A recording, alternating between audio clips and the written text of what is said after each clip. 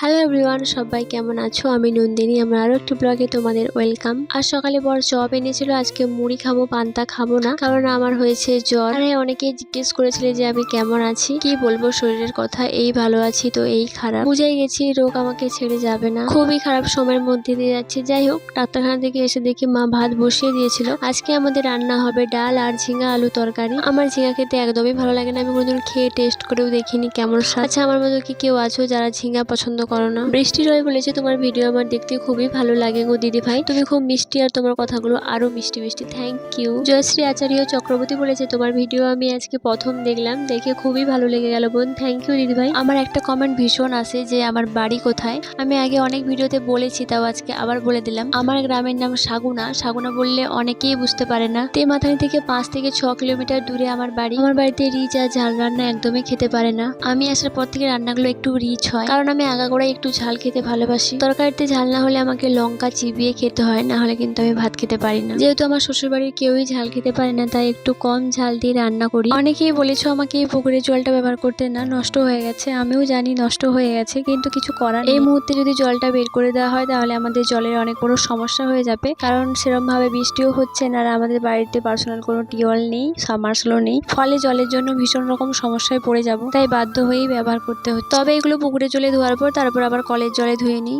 আমাদের বাড়ির একেবারে সামনে একটা টিউবওয়েল আছে, ওটা আমাদের পার্সোনাল নয়, তাই আমি যাই না। একদিন যাবো, 2 দিন যাবো, 3 দিনের বেলা আমাকে কথা শুনিয়ে দিতেও পারে, তখন আমার কিছু বলার থাকবে না, কারণ ওটা পাবলিকের, আমার একার না। সারাদিনে 2-3 বার যখন কলতলায় ভিড় করে থালা বাসন হাঁড়ি করা ভরে দিবে, তখন যে কারোরই চোখে লাগবে। তার থেকে কি দরকার পুকুরে ধোয়াই ভালো। এমন নয় যে কেউ আমাকে কিছু বলেছে, কেউ কিছু বলেনি, তবে কাউকে বলার সুযোগ দেবো কেন, তাই না? তোমরা কি বলো?